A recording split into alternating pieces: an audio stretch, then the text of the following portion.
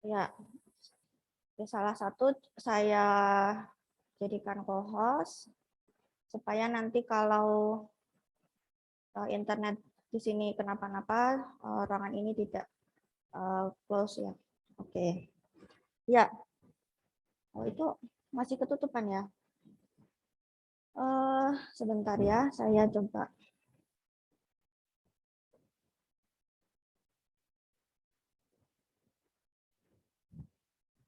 Oke, karena di sini ada 3 komputer yang dipakai, jadi satu persatu perlu diklik. Ya, kita kembali ke spektrum elektromagnetik sebagai dasar dari bisa dilakukannya pencitraan di bidang medis. Ya, ini adalah spektrum elektromagnetik. Kita bisa lihat ya. Pertama dari panjang gelombangnya dulu. Panjang gelombangnya ini kalian bisa lihat ya di sini. Panjang gelombang itu dari kiri ini yang paling besar, kemudian yang paling kanan ini yang paling kecil. Kemudian frekuensi juga bisa kelihatan ya di sini.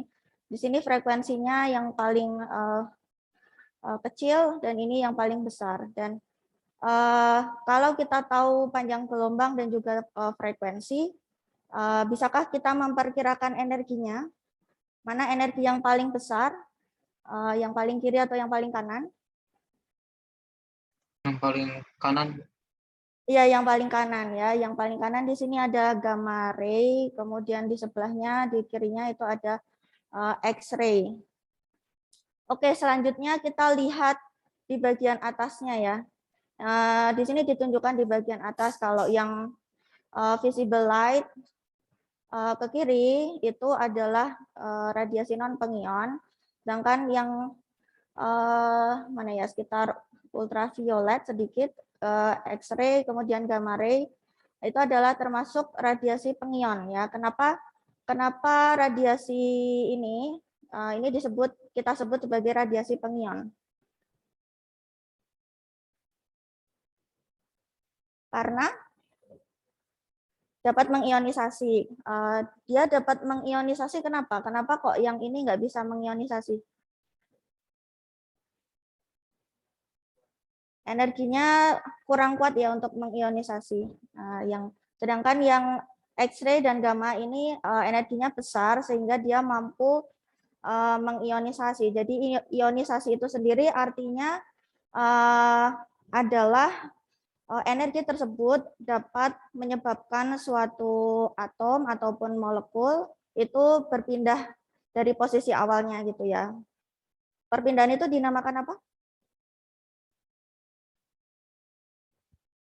Eksitasi ya. Ya, jadi ini dasar utamanya kenapa radiasi pengion radiasi pengion dan juga radiasi non pengion ini dapat digunakan untuk pencitraan karena energinya yang besar sehingga dapat menembus materi begitu.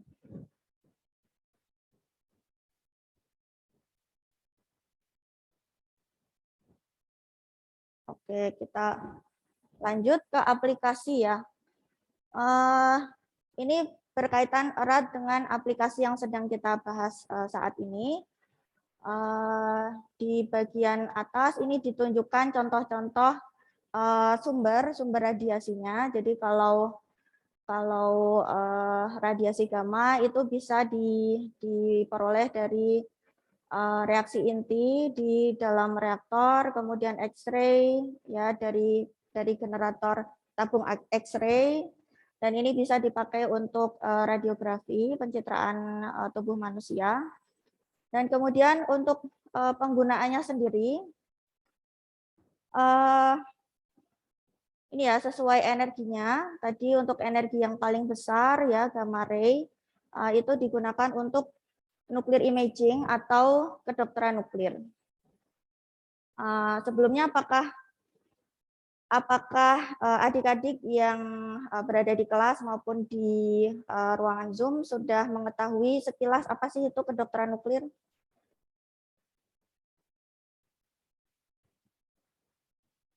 Ya, apa yang kalian ketahui tentang kedokteran nuklir? Mungkin kalau membicarakan kedokteran nuklir itu apa yang kalian ingat? Radiologi. Apa? Radiologi. Oke, radiologi itu sebenarnya berbeda ya dengan kedokteran nuklir. Kalau kita membicarakan radiologi itu yang lebih tepat itu asosiasinya dengan X-ray dan alat-alat lain yang menggunakan X-ray.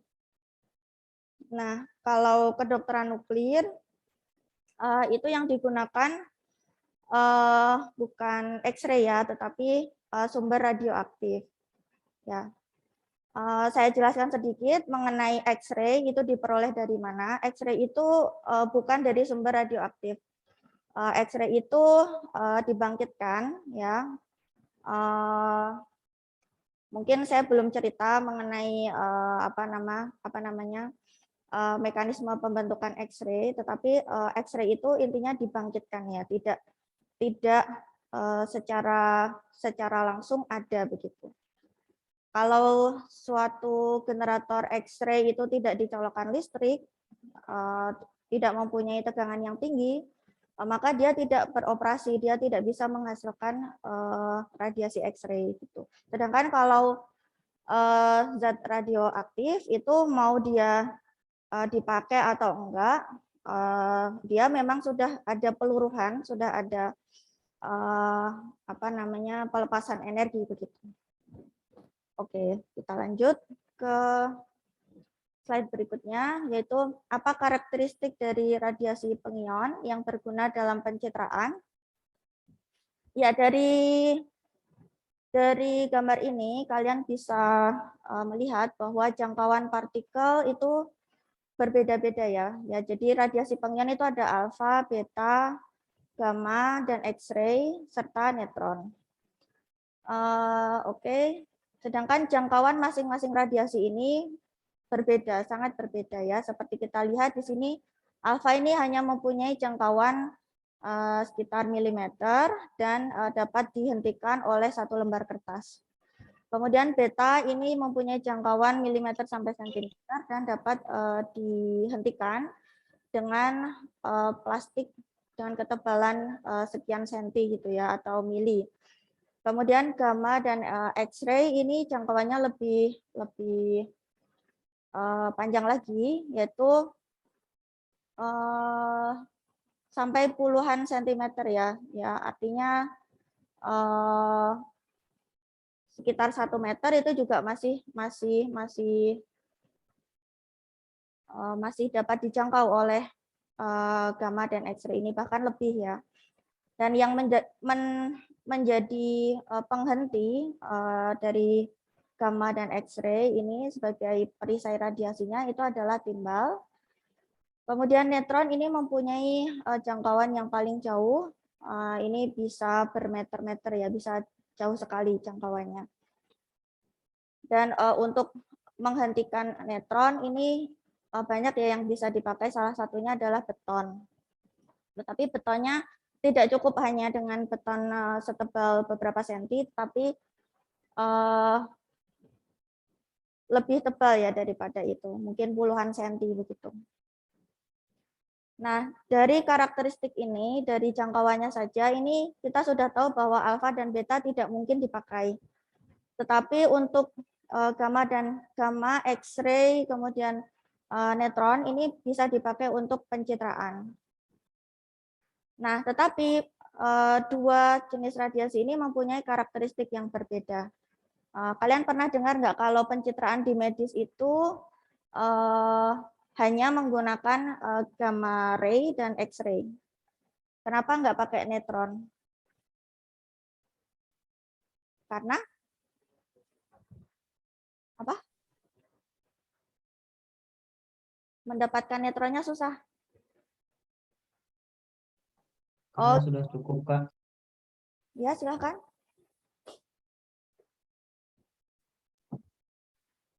Karena pakai gamma dan X-ray juga udah cukup. Iya, ya gamma dan X-ray sebenarnya sudah cukup. Tapi neutron itu sendiri juga bisa digunakan untuk pencitraan, tetapi tidak untuk aplikasi medis. Ada yang namanya neutron tomografi, yaitu intinya kita ingin mencitra suatu barang ya, biasanya untuk keperluan industri gitu, dan kita bisa melihat di kedalaman barang tersebut. Nah, kenapa neutron nggak dipakai di jaringan tubuh manusia, tidak dipakai untuk mencitra tubuh? Kenapa? Mungkin karena intensitas radiasinya besar, Bu. Jadi bisa punya kemungkinan merusak jaringan dalam tubuh manusia.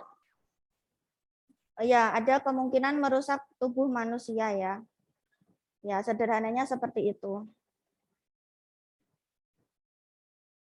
Untuk kenapa kok neutron bisa merusak tubuh manusia, nanti kalian akan pelajari di mata kuliah proteksi radiasi, kemudian radiobiologi nanti kalau mengambil. Oke, kita lanjut ke slide berikutnya, yaitu tentang pencitraan medis. Definisinya dulu, pencitraan medis adalah tindakan non-invasif yang bertujuan mendapatkan visualisasi organ internal, jaringan, dan lainnya. Ya, kemudian citra itu didefinisikan sebagai sinyal dua dimensi, dalam dua dimensi, atau tiga dimensi. Nah, apa yang dimaksud dengan tindakan non-invasif ini? Mungkin kalian bisa mengasosiasikan dengan gambar yang saya berikan di sini. Nggak perlu dibedah ya. Kita tidak perlu membedah otak ataupun organ yang lain, hanya untuk mengetahui apa yang ada di dalamnya, hanya untuk mengetahui anatominya. Jadi kita bisa gunakan pencitraan medis ini untuk tahu, oh dalamnya otak tuh kayak gini nih, bisa beda-beda ya tampilannya. Ya, ini sekilas tampilan dari X-ray konvensional, hanya dua dimensi saja, ini dari samping. Lalu ini ada magnetic resonance angiografi, ini dipakai untuk memperlihatkan citra pembuluh darah, begitu. Lalu yang tengah ini ada namanya MRI atau magnetic resonance imaging untuk memperlihatkan jaringan lunak, ya. Lalu CT scan itu juga sama, tetapi jaringan yang paling bagus dicitra oleh CT dan MRI ini sedikit berbeda. Kalau MRI ini paling bagus untuk mencitra jaringan lunak, lalu CT ini paling bagus untuk mencitra tulang dan juga bagian paru-paru. Sama satu lagi di sini ada gambar PET scan. PET scan ini gunanya untuk pencitraan di bidang kedokteran nuklir untuk mengetahui fungsional dari suatu organnya, ya, untuk menunjukkan apakah ada aktivitas yang tidak biasa di sana, misalnya karena kanker atau tumor atau ada penyakit seperti Alzheimer dan lain-lain. Oke, kita lanjut ke overview modalitas ya. Sebelum saya tunjukkan slide ini secara lengkap, saya ingin kalian menyebutkan alat-alat yang kalian ketahui tentang pencitraan medis ya berbasis radiasi. Coba silakan.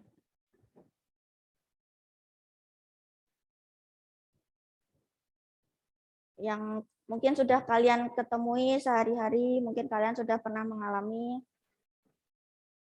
MRI bagaimana, Bu? MRI ya, CT scan ya. Ronsen, Bu. Ronsen ya, ronsen itu bahasa bahasa umumnya di bidang kita itu X-ray konvensional atau radiografi umum. Nah, itu bahasa umumnya. Terus apalagi di bidang kedokteran nuklir? USG termasuk nggak, Bu? USG juga iya, USG juga menggunakan radiasi tetapi non pengion. Brahiterapi, Bu. Brahiterapi bukan alat untuk mencitra. Brahiterapi itu alat untuk menyembuhkan ya, menyembuhkan kanker dan sejenisnya. Oke, teman-teman angkatan atas silahkan menyebutkan untuk kedokteran nuklir apa?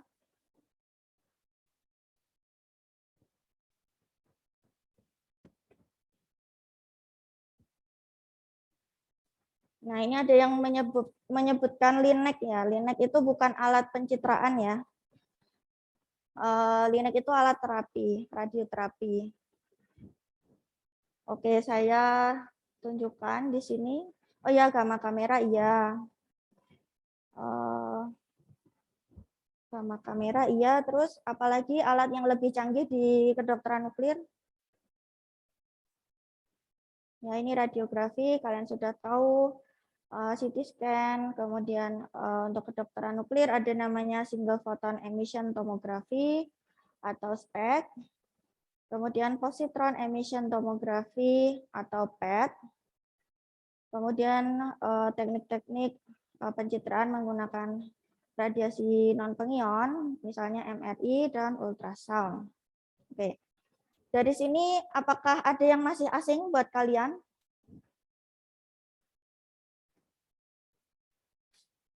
Spek dan PET kayaknya, Bu. Spek dan PET ya belum familiar ya. Jadi ini alat di kedokteran nuklir ya. Kalau kita biasanya menyebutnya dengan modalitas begitu, yang berguna untuk menampilkan aktivitas-aktivitas di organ tertentu ya. Aktivitas yang dimaksud itu bisa berkaitan dengan fungsi dari organ tersebut. Kemudian bisa juga diasosiasikan dengan adanya kelainan dari organ tersebut, ya misalnya ada tumor atau kanker gitu.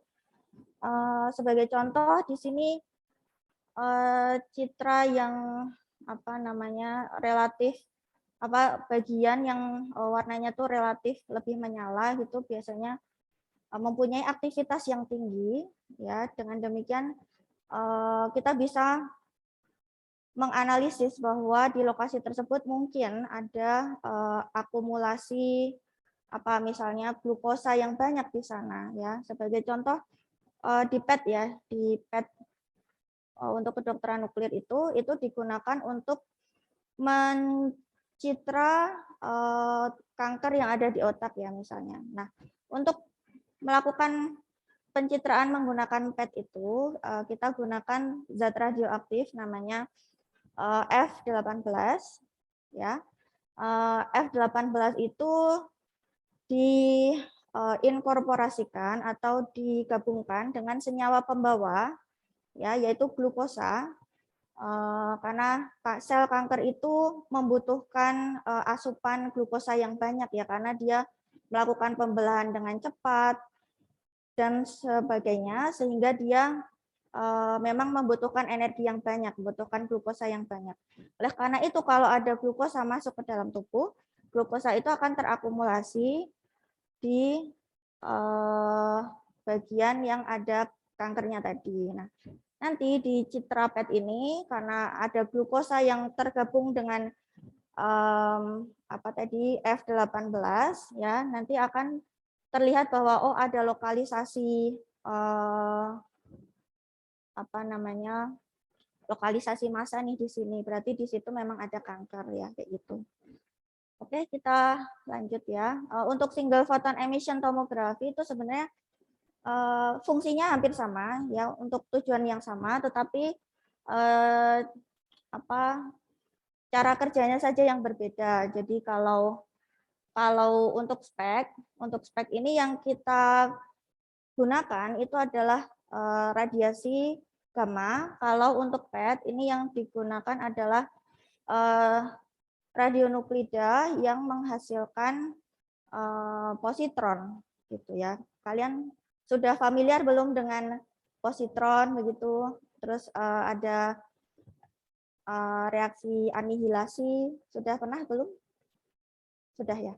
Oke. Oke, kita lanjut.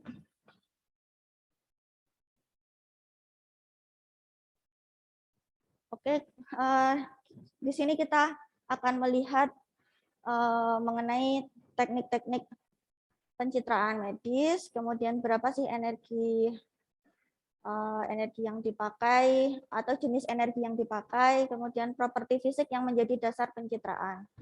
Oke, untuk radiologi tadi saya jelaskan ya, ini diasosiasikan dengan X-ray dan energinya sesuai rentang energi X-ray. Lalu physical property-nya, kenapa antara objek satu dengan yang lain itu bisa dibedakan, itu berdasarkan kemampuan absorpsi di dalam objek tersebut.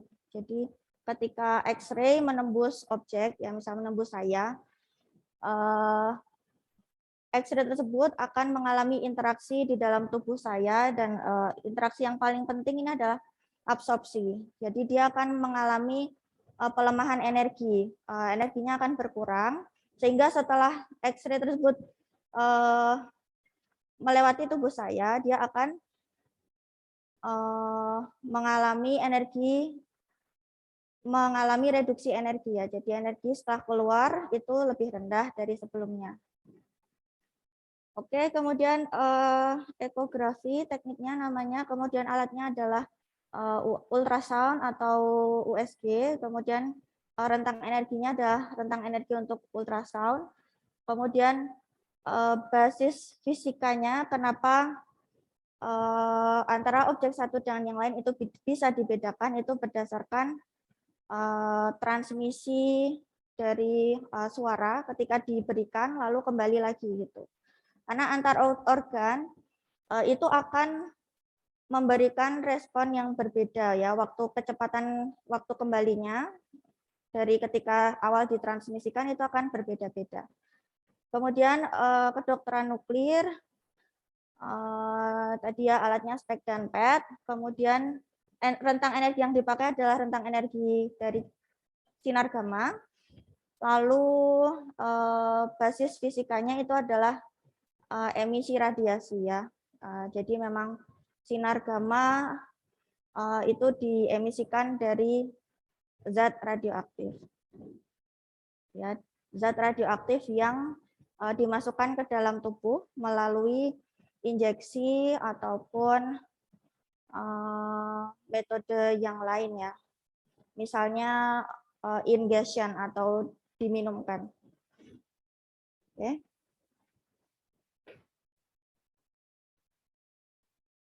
Oke, terus pada slide ini ada perbandingan berbagai modalitas pencitraan medis. Ya, ini tadi yang dideteksi apa, kalian bisa baca sendiri. Kemudian mungkin ini akan menjadi penting ya sebagai pertimbangan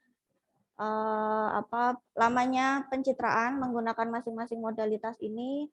Ya, seperti kita ketahui radiografi itu dilakukan dengan cepat sekali, hitungan detik selesai. Kemudian CT scan dalam hitungan menit atau bahkan detik itu sudah selesai juga, tergantung seberapa banyak yang mau kita scan gitu. Apakah cuman kepala aja atau segini gitu ya. Lalu secara umum MRI itu membutuhkan waktu pencitraan yang lama, jadi bisa setengah jam. Kemudian USG itu sebenarnya lamanya itu karena dokter itu perlu melihat dari wilayah-wilayah yang berbeda ya, jadi itu lamanya. Kemudian single photon emission tomography PET ini agak lama karena memang kedokteran nuklir itu caranya adalah dengan meminumkan zat radioaktif ke dalam tubuh kita, dan otomatis tubuh kita akan mengemisikan radiasi. Supaya hasil pengukurannya akurat, cacah radiasi itu harus banyak. Nah, supaya cacah radiasi itu banyak, maka pencitraan nggak bisa dilakukan dengan singkat ya. Jadi perlu waktu yang cukup lama ya. Itu. Lalu ini di antara dari kelebihan dan kekurangan dari masing-masing modalitas. Ya, di antara ini semua, ini tentunya untuk MRI dan USG, ini yang paling aman ya, karena tidak melibatkan dosis bagi pasien. Oke, kemudian tetapi yang paling murah itu adalah radiografi, kemudian yang cepat itu adalah radiografi dan CT. Jadi bisa dipertimbangkan mana yang akan dipakai. Ya ini dokter radiologinya yang menentukan ya. Oke, terus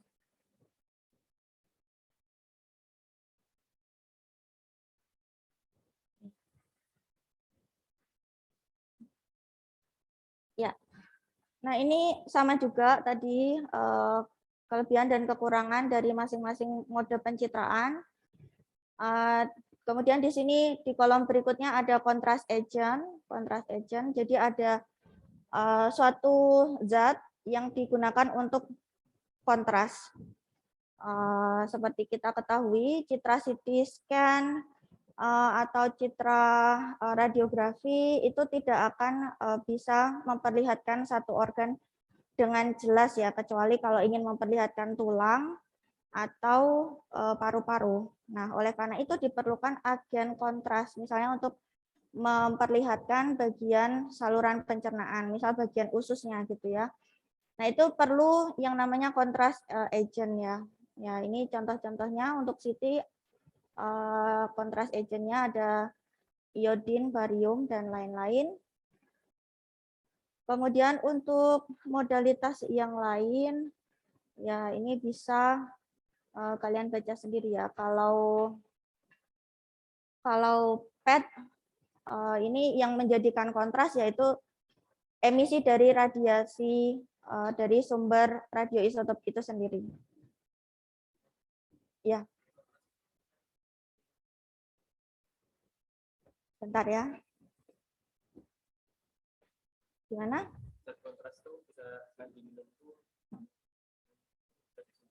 Oh ya. Ya, jadi ini teman kalian bertanya, untuk zat kontras itu bagaimana cara memasukkannya? Cara memasukkannya itu biasanya menggunakan ini ya, disuntik ya. Jadi dari kayak infus gitu sih. Jadi ada alatnya lalu ya dibuat seperti selang infus seperti itu. Oke. Kemudian kita masuk ke bagian yang lebih detail mengenai pencitraan medis menggunakan radiasi pengion. Oke, bagi yang belum familiar dengan yang namanya X-ray konvensional atau radiografi umum,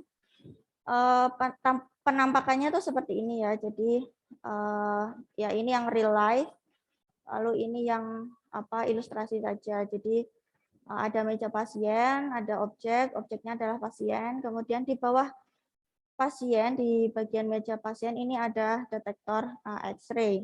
Kalau dulu kita menggunakan film, nggak tahu kalian masih ingat atau enggak. Ya kalau saya dulu masih ingat. Kalau sekarang sekarang sudah banyak ditinggalkan. Sekarang yang digunakan adalah kaset.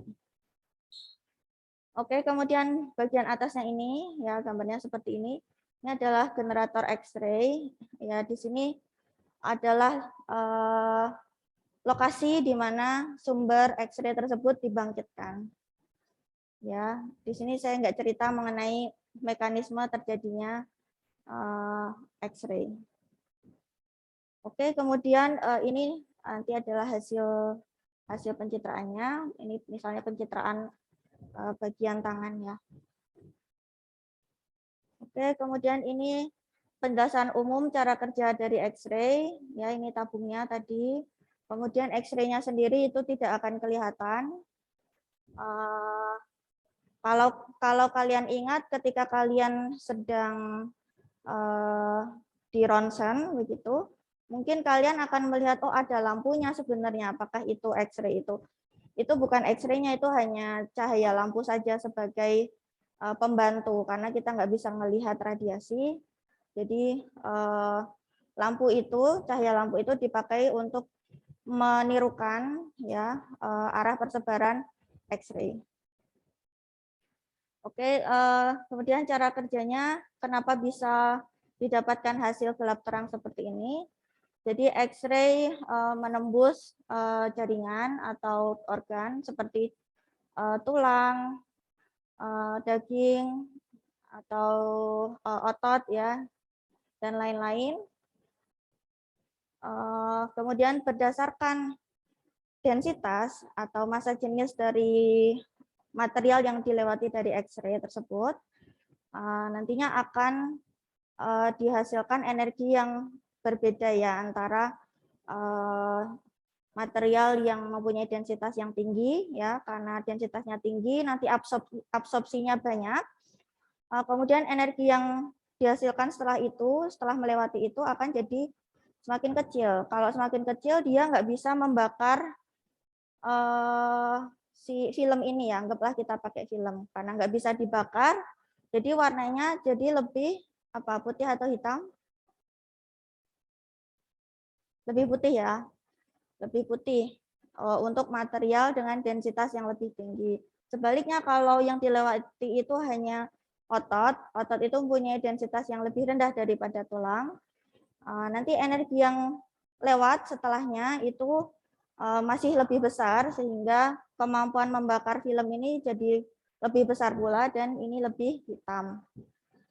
Ya, seperti ini ya. Oke, kita lanjut. Ya, kalian bisa lihat lebih detail mengenai bagaimana produksi X-ray ini di ilustrasi ini ya. Nanti silakan dibaca sendiri. Kemudian penggunaan dasar dari X-ray itu diantaranya untuk pemeriksaan gigi, kemudian mamografi atau pemeriksaan payudara. Nanti saya tampilkan gambarnya.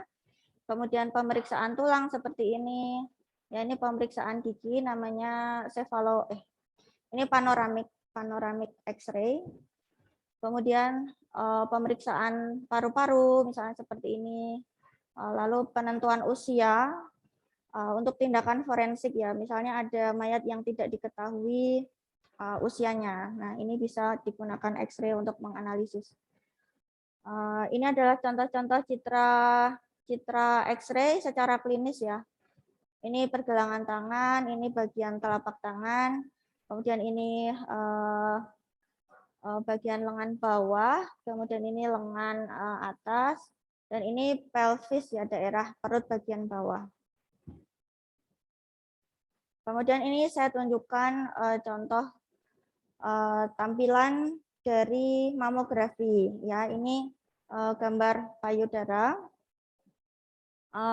Yang kiri adalah payudara yang mengalami benigna. Benigna itu tumor bahasa lainnya, yaitu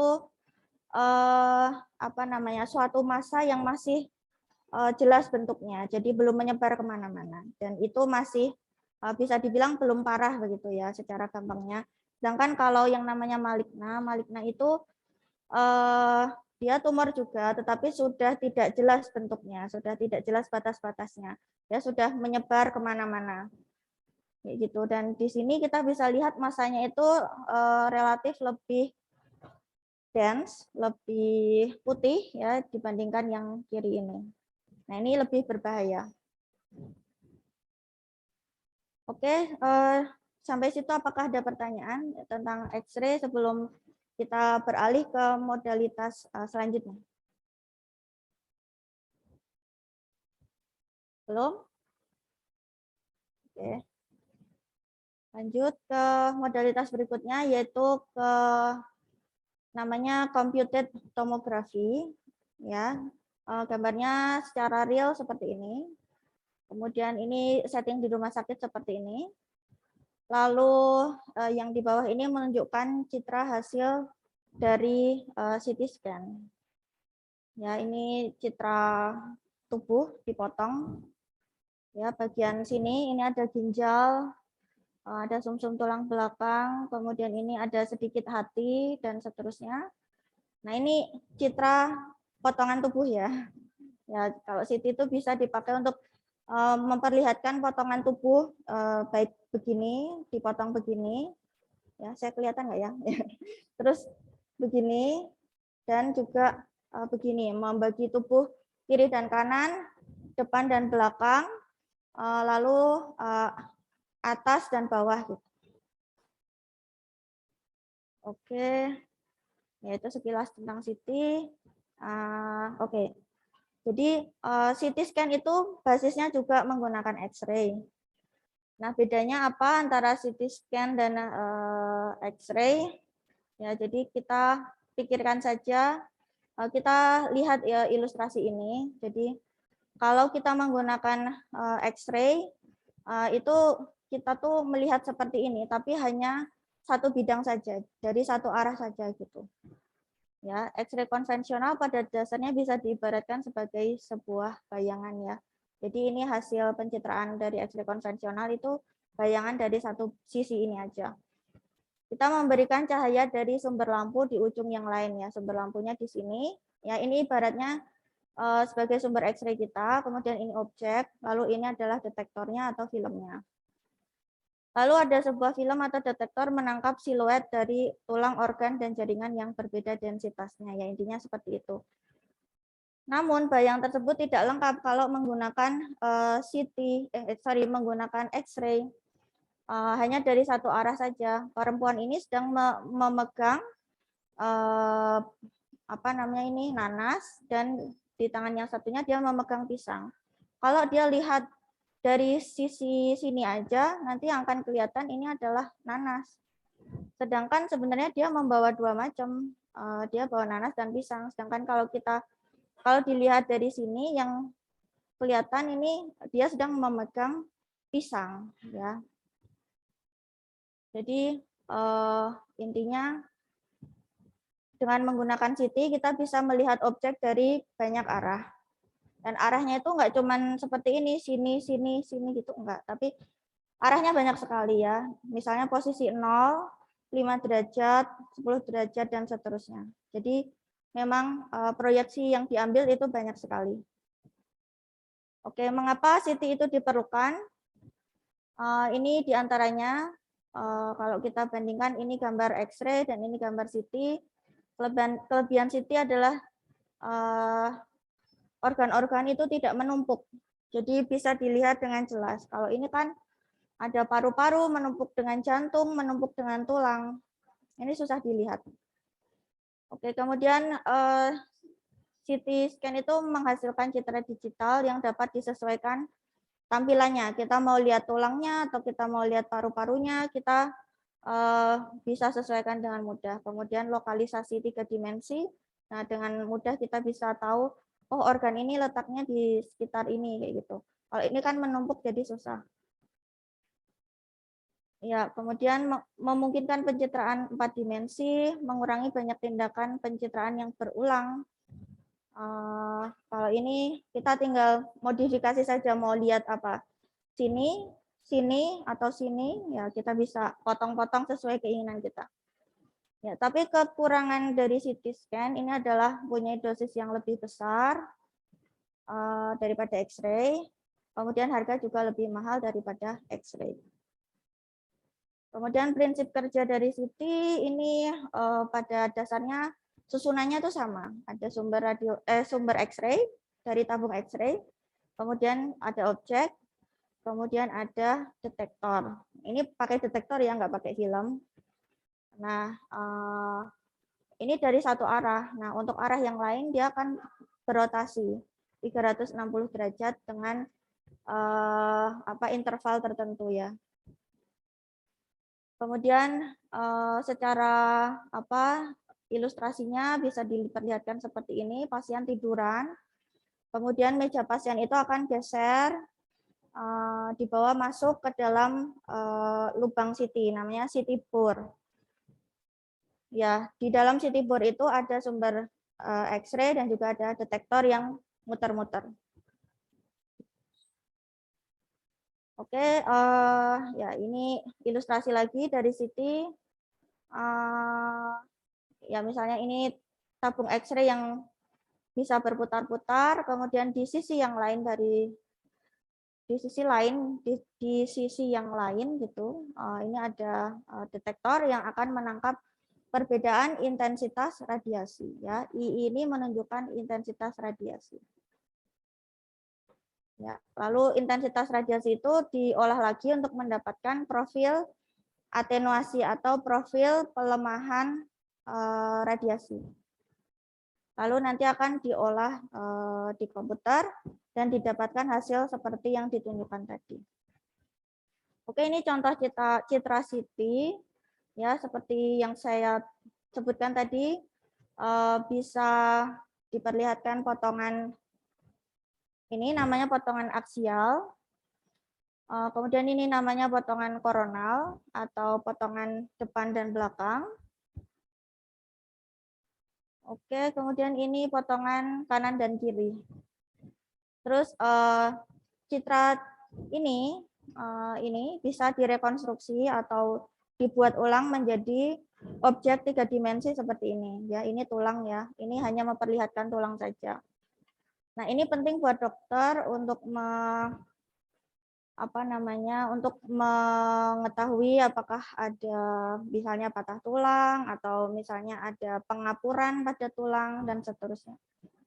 Kemudian ini di gambar ini juga gambar CT. Jadi CT itu bisa digunakan untuk pencitraan fungsional. Nah, apakah kalian tahu apa itu pencitraan fungsional?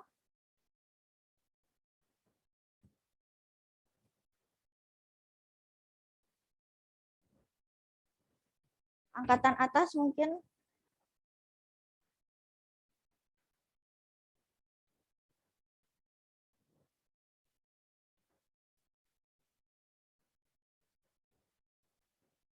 Belum ada ide. Ya, kita akan lihat sebentar lagi. Ini di sini saya hanya menunjukkan citra selanjutnya, citra dari CT, bahwa citra CT itu sebenarnya potongan-potongan. Jadi ibaratnya objek itu dipotong setiap ketebalan sekian milimeter begitu.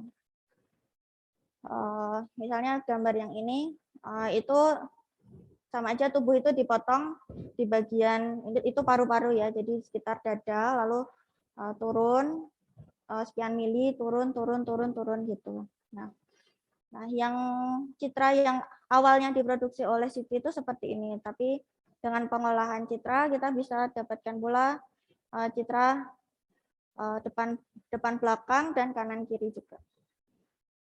Oke, tadi mengenai pencitraan fungsional ya. Tadi belum ada yang menjawab sebelumnya.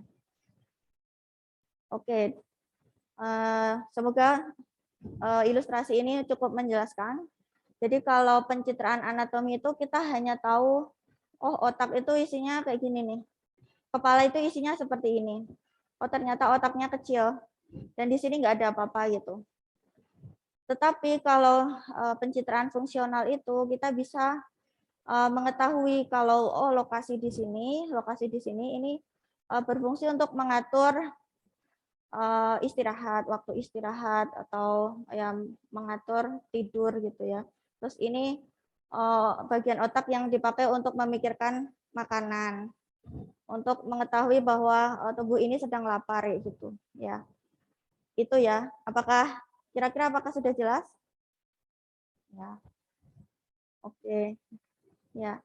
Jadi yang biasa peneliti lakukan ya, peneliti banyak punya keingintahuan.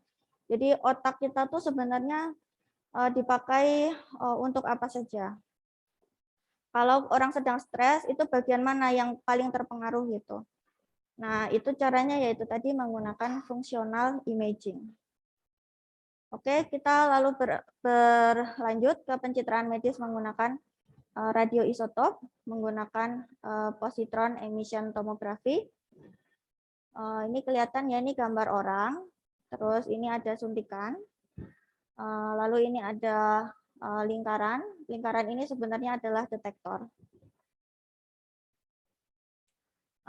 Oke, yang namanya positron emission tomography itu adalah suatu alat untuk memperlihatkan fungsi dari organ ya. Jadi pencitraan fungsional di sini. Lalu yang diinjeksikan di sini apa? Yang diinjeksikan adalah zat radioaktif, misalnya tadi F18, beserta senyawa pembawanya ya. Di sini ada sumber radioaktif F18 ya diinkorporasikan atau digabungkan dengan pembawanya yaitu glukosa ya. Ini adalah apa sih rantai kimia dari glukosa.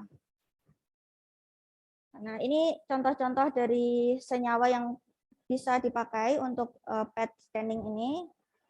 Misalnya F18 glukosa, kemudian ada indium 111, oksin. Nah, ini yang nama-nama yang diikuti ini adalah senyawa pembawanya yang memastikan bahwa si zat radioaktif ini akan terakumulasi di organ yang ingin diketahui gitu. Ya, selain senyawa seperti glukosa ini, zat pembawa ini juga bisa berupa antibodi, juga bisa berupa gen reporter. Oke, ya ini sekilas saja. Yang dipakai untuk PET scan itu adalah zat radioaktif yang mengemisikan positron ya, positron yang nantinya diharapkan akan terjadi reaksi anihilasi dan menghasilkan dua foton yang bergerak ke arah betul-betul berlawanan ya, namanya reaksi anihilasi kalau kalian cari. Nah, ini nanti yang akan dideteksi oleh detektor yang sekeliling tadi. Ya, itu sekilas tentang PET. Kemudian untuk produksi radioisotop untuk keperluan kedokteran nuklir, ya untuk PET ini diperlukan ya tidak selalu perlu siklotron. Ada yang dihasilkan dari reaktor, ada pula yang dihasilkan dari reaktor, tapi karena waktu paruhnya terlalu cepat, nanti selama transportasi itu segera meluruh ya. Jadi kita yang dibawa itu bukan radioaktif anaknya, tapi parentnya, ya radioaktif yang atasnya gitu. Nah, lalu ya itu bukan siklotron ya, itu apa namanya generator MO, generator molybdenum ya namanya, bukan siklotron. Kemudian kalau siklotron ini dipakai untuk memproduksi zat radioaktif untuk keperluan kedokteran nuklir. Oke, terus ini ya contoh-contoh isotopnya. Nah, ini si F18 ini disebut pseudo-natural karena memang tidak tersedia secara alami, tapi harus diproduksi dari siklotron. Ya, terus ini contoh-contoh radionuklida yang lain, beserta waktu paronya, kemudian apa yang dihasilkan, berapa energinya, begitu. Dan ini dipakai untuk imunopet, ya, jadi untuk pencitraan PET, tapi untuk mencitra yang berkaitan dengan sistem kekebalan tubuh. Oke, ini contoh dari citra PET. Kalau normal itu seperti ini, tidak terlalu apa ya blurry dan juga berpendar ya seperti di bagian biru-birunya ini. Ternyata kalau orang dengan penyakit Parkinson itu mempunyai ciri seperti ini di citra PET-nya. Ya, itu kenapa si PET ini bisa dipakai untuk functional imaging. Lalu ini aplikasi dari PET CT yang lain. Ya, tadi sama menggunakan F18 FDG, tapi untuk mencitra glikolisis ya di sini diperlihatkan kanker-kanker yang sudah menyebar di dalam tubuh. Oke, ini masih banyak lagi zat radioaktif yang dipakai untuk pencitraan PET dan juga fungsinya untuk melihat apa ya, silakan dilihat sendiri. Oke, untuk spek ya, spek itu fungsinya sama untuk functional imaging, tetapi bedanya adalah zat radioaktif yang digunakan itu mengemisikan bukan positron melainkan gamma, sinar gamma. Dan ini sebenarnya secara teknologi, secara instrumentasi itu lebih sederhana daripada PET. Ya, ini tinggal ada kamera Anger di sini ya. Kalau gamma kamera itu intinya hanya planar ya, jadi tidak 3 dimensi. Tapi kalau spek itu bisa 3 dimensi ya, makanya namanya tomografi. Ya, kalian akan mempelajari mengenai detektor-detektor ini di mata kuliah deteksi dan pengukuran radiasi. Oke, lalu ini ada rangkuman radioisotop untuk kedokteran nuklir. Ini tidak hanya untuk diagnostik, tapi juga ada yang terapi, nanti bisa dibaca sendiri. Lalu ini pencitraan medis menggunakan radiasi non pengion, ya MRI ya. Ya, citranya seperti ini. Kalian bisa lihat ini. Ini saya ambil dari 9gag sih, jadi nggak tahu diedit atau enggak, tapi yang jelas citra dari antar slice itu menunjukkan gambar seperti kucing ya. Ya. Oke. Jadi kenapa MRI diperlukan?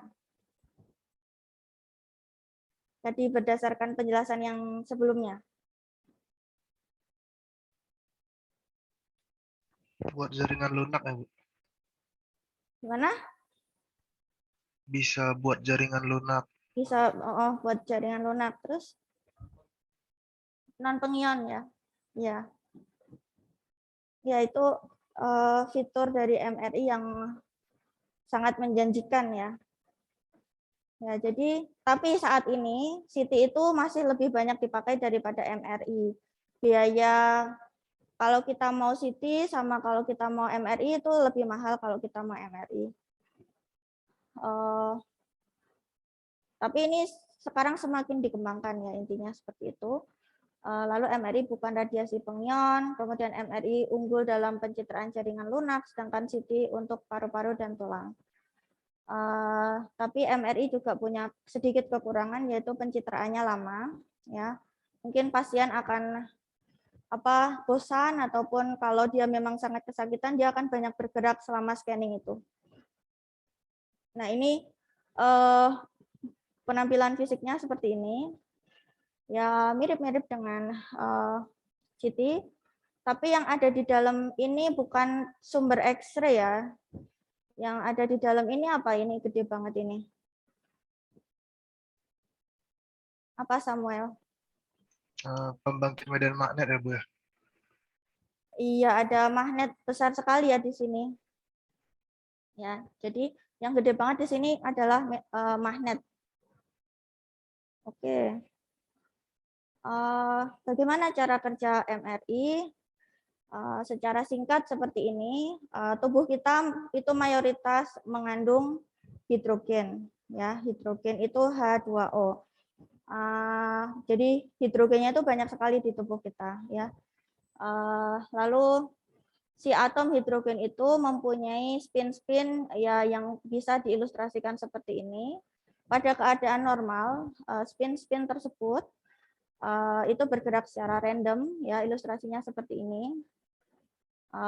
Ada yang ke arah sana, dan seterusnya. Tapi kalau tubuh kita itu dimasukkan ke dalam medan magnet yang besar, medan magnet yang ada berapa ya? Kalau MRI itu sekitar 2-3 Tesla, dan itu adalah ribuan kali dari medan magnet bumi, atau bahkan lebih ya, saya nggak ingat pastinya.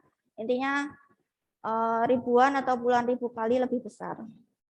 Nah, itu spin tersebut akan disearahkan, entah itu ke atas, entah itu ke bawah, tapi mayoritas memang ke atas. Itu lalu ketika si spin atom tersebut dalam kondisi ini, lalu diberi manipulasi, ya manipulasi berupa pulsa radiofrekuensi, ya sehingga si atom ini akan menerima energi, gitu. Karena dia menerima energi, dia akan berubah state. Dia akan berubah state yang tadinya ke atas, lalu flipping atau berputar ke arah yang sebaliknya, gitu. Dan lama-kelamaan dia akan kehilangan energi. Nah, sambil dia mengeluarkan energi, itu juga dicatat pula waktu kedatangan dari sinyal itu kembali ya. Gitu. Ya, jadi sambil dia kembali ke posisi normalnya, dia akan sambil mengeluarkan energi. Nah, energi ini yang akan diterima oleh namanya receiver coil, coil untuk menerima sinyal. Nah, itu yang akan dicatat dan diolah di komputer menjadi citra seperti ini. Oke, kemudian ini adalah contoh citra MRI. Ini saya tunjukkan citra otak, ya otak dibelah itu. Kemudian ini ada bagian yang mempunyai warna berbeda ya. Ini menunjukkan fungsi neurologis. Jadi dokter neurologi itu banyak yang bekerja dengan MRI ini. Dokter neurologi, dokter jiwa dan lain-lain. Ya ini contoh citra MRI yang bisa dipakai untuk mendeteksi kanker. Yang putih-putih ini. Oke, sama ya ini untuk mendeteksi, untuk memperlihatkan citra tulang dan paru-paru. Oke, kalau ini waktunya masih berapa ya? 1 jam ya. Oke, kita teruskan lagi.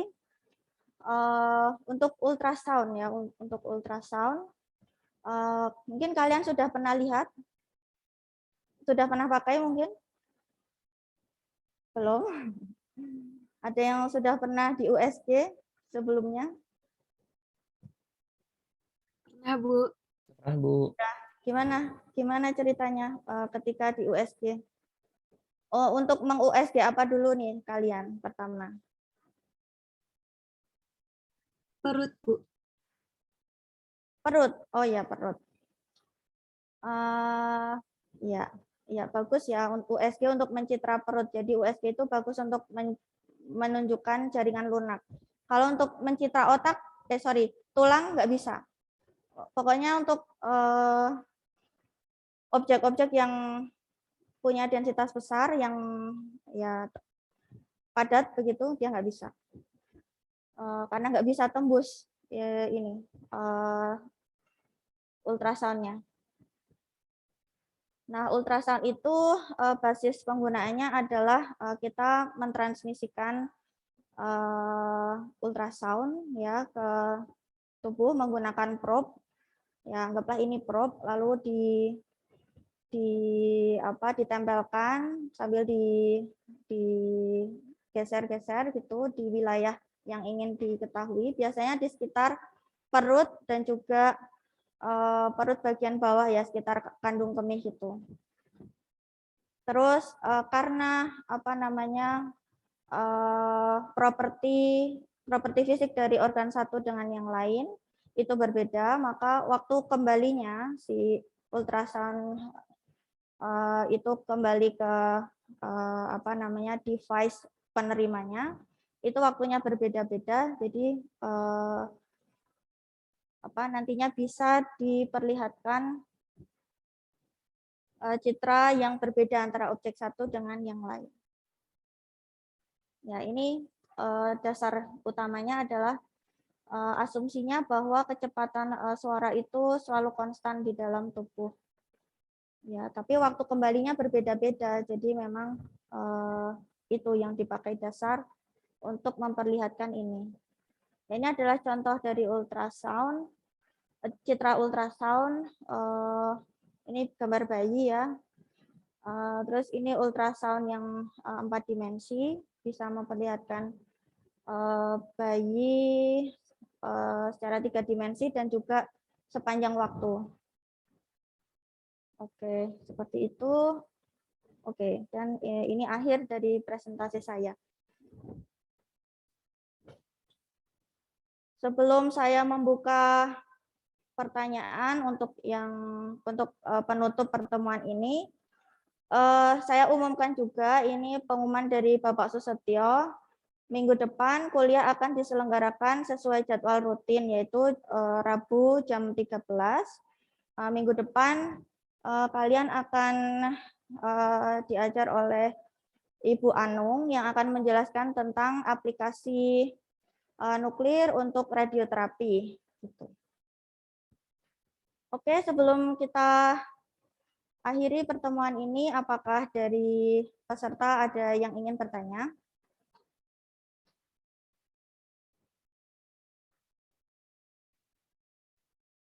Oh, Rahmat Zaid mau tanya, silahkan. Bu mau nanya, jadi kan selain USG dan juga X-ray konvensional, yang diperoleh kan adalah sinyal data ya Bu ya? Bener nggak? Kurang data yang diperoleh kan hasilnya berupa sinyal ya Bu? Maksudnya data yang diperoleh itu Hmm. berarti nanti itu dari sinyal itu baru akan diproses kemudian untuk berhasil membentuk gambar gitu Bu? Iya, betul. Iya, betul. Tidak langsung sinyal tanpa diolah lalu bisa jadi citra, itu nggak bisa. Ya, sebagai contoh CT scan aja gitu ya. Tadi ada, sebentar saya coba tunjukkan gambarnya.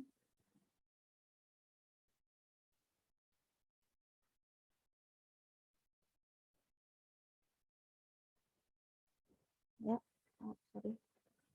Oh, di situ sudah ya. Sebagai contoh ini untuk CT scan yang diperoleh dari detektor itu sendiri itu adalah intensitas ya, intensitas akhir setelah melewati objek.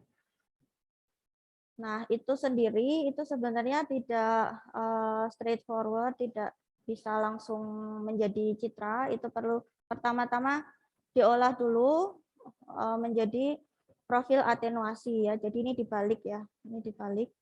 Jadi kita dapatkan profil atenuasi. Dan ini baru satu proyeksi dari satu arah.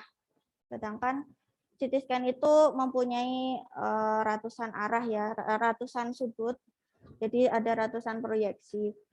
Dan untuk mengubah dari proyeksi yang ratusan ini menjadi citra, itu diperlukan tahapan pengolahan lebih lanjut yang namanya adalah rekonstruksi citra. Nah, itu yang akan kalian pelajari di kuliah teknik pencitraan medis dan juga teknik radiodiagnostik. Apakah menjawab?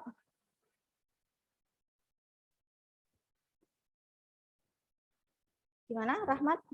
Ya Bu, terima kasih Bu. Ya. Oke, yang lain? Silahkan.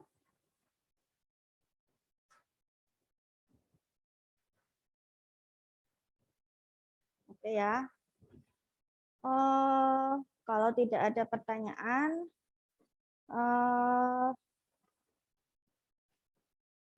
kalian bisa jika ada pertanyaan di prosesnya ketika kalian mempelajari ini secara mandiri, atau misalnya kalian mempunyai minat untuk mengambil fokus di bidang ini ke depannya ya. Nanti silakan kalian bisa menghubungi saya gitu. Ya. Bu, izin bertanya, Bu. Oke, silahkan. Kan saya itu punya pengalaman dari om saya tuh, kan waktu itu dia diinjeksi nuklir, Bu, karena kena kelenjar tiroid di Bandung sama Dokter Hussein. Nah, kalau nggak salah dia itu diinjeksi iodin gitu, Bu. Nah, terus setelah injeksi itu kan dia kayak menjalani treatment gitu kan, Bu. Nah, terus kayak badannya tuh bengkak gitu, Bu.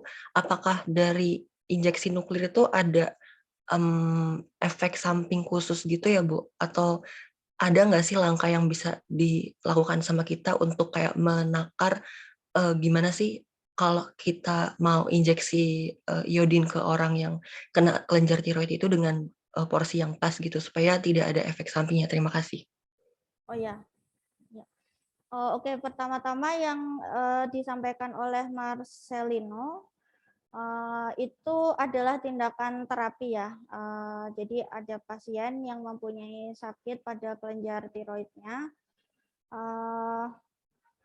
Lalu dokter memutuskan untuk memberikan terapi yang namanya terapi radioiodin. Nah, karena itu adalah zat radioaktif yang dimasukkan ke dalam tubuh, dan juga karena sifat dari radioiodin tersebut yang memang terakumulasi di tiroid, ya. Jadi itu akan bisa berkumpul atau terakumulasi sementara waktu di bagian tiroid tersebut, ya. Jadi kalau misalnya ada kanker di sana, ada zat radioaktif yang di sana juga bisa mati, ya. Oke, lalu mengenai apa tadi ya, efek samping berupa badan membengkak gitu ya. Iya Bu, kayak lebih bengkak gitu Bu. Oh, oke. Ya, pada intinya ketika pasien itu menjalani terapi radioiodin karena dia sendiri sebagai sumber radiasi, ya, karena dia bisa mengemisikan radiasi. Jadi dia harus diisolasi selama radioiodin tersebut belum sepenuhnya meluruh. Jadi dia harus diisolasi di kamar pasien yang khusus untuk isolasi setelah adanya tindakan terapi tersebut. Nah, kalau prediksi saya ya kenapa membengkak, itu bukan karena radioiodinnya, tetapi lebih karena ya dia di kamar terus, kemudian mungkin dia mungkin diinfus begitu ya, dan karena tidak banyak aktivitas yang berarti sehingga tumpukan cairan di badannya itu jadi lebih banyak gitu. Ya, saya kira prediksinya itu kalau mengenai radioiodin menimbulkan efek samping bengkak yang gimana ya. Ya, saya kira yang namanya bengkak itu hanya berkaitan dengan ada akumulasi air yang berlebih gitu ya.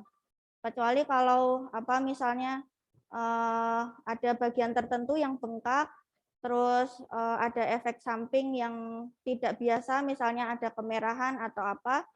Nah, itu mungkin disebabkan oleh radiasi. Tetapi kalau bengkaknya itu hanya bengkak yang biasa seperti orang yang mungkin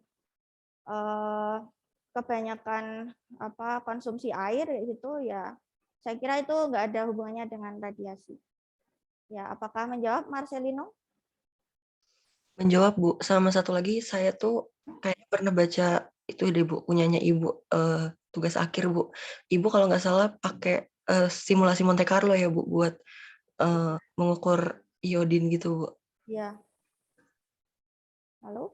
Iya, itu kayak ada kaitannya nggak sih Bu, supaya kayak kita bisa mengukur potensi yang bisa kita berikan gitu radioiodin ke tubuh pasien lewat simulasi Monte Carlo itu? Jadi cara untuk mengukur dosis radiasi maksudnya? Ya, iya Bu. Iya. Cara untuk mengukur dosis radiasi menggunakan simulasi ya. Karena menggunakan simulasi sebenarnya tidak sulit ya. Jadi yang dilakukan itu hanya memodelkan tubuh manusia begitu. Lalu di dalam tubuh manusia tersebut tergantung kita mau mensimulasikan misalnya terapi radioiodin, maka kita harus menirukan apa yang terjadi di terapi yang sebenarnya, yaitu radioiodin terakumulasi di bagian tiroid. Jadi bagian tiroid kita anggap itu adalah ada sumber radioaktif di dalamnya, ada radioiodin di dalamnya gitu. Ya, tinggal ya kita setting simulasi kita seperti itu. Lalu kita pura-puranya itu kita menaruh detektor di lokasi yang kita inginkan ya, karena ini simulasi, ini sangat mungkin dilakukan, nggak masalah. Tapi kalau dalam kondisi real menaruh detektor apalagi di dalam tubuh manusia itu hampir tidak mungkin. Jadi yang biasa dilakukan adalah membuat tiruan manusia atau phantom, lalu di dalam phantom itu kita siapkan lubang begitu untuk menaruh detektornya, dan itu juga tidak selalu akurat. Ya, apakah menjawab Marcelino? Iya Bu, sangat menjawab. Terima kasih Bu. Ya. Oke.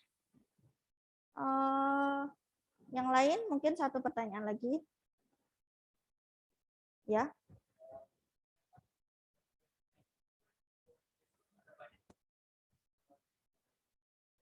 Nuclear imaging. Oh iya. Kalau ada di mana gitu. Ya. Oh ya, tadi temannya yang di kelas ini bertanya apakah nuclear imaging ini sudah banyak diterapkan di Indonesia? Jawabannya iya, sudah banyak diterapkan di Indonesia. Idealnya setiap rumah sakit tingkat provinsi, rumah sakit tingkat A, misalnya di sini Sarjito, itu mempunyai fasilitas kedokteran nuklir. Di Sarjito sendiri tuh ada instalasi kedokteran nuklir. Kalau saat ini mereka masih dulu punya gamma kamera tapi sempat rusak. Jadi hanya fokus ke terapi, tapi saya dengar juga mereka sedang mendatangkan alat spek ya. Terus di Jogja juga ada Rumah Sakit Harjo Lukito, di situ juga ada spek. Terus di Bandung, di Jakarta, di Surabaya itu juga masing-masing punya rumah sakit tingkat provinsinya itu punya instalasi kedokteran nuklir ini, dan ada yang lebih maju lagi punya PET. Ya, memang PET lebih bagus dan lebih mahal daripada spek. Ya, semoga menjawab ya. Ya. Oke, saya kira cukup ya sesi tanya jawabnya. Kalau sudah tidak ada yang ingin disampaikan lagi, saya ucapkan terima kasih semua atas kehadirannya, terutama adik-adik kedua ini yang sudah datang ke kampus. Ya, saya akhiri. Silakan jika ingin meninggalkan ruangan Zoom ini. Terima kasih. Makasih, Bu. Terima kasih, Bu. Terima kasih, Bu. Terima kasih, Bu. Terima kasih, Bu.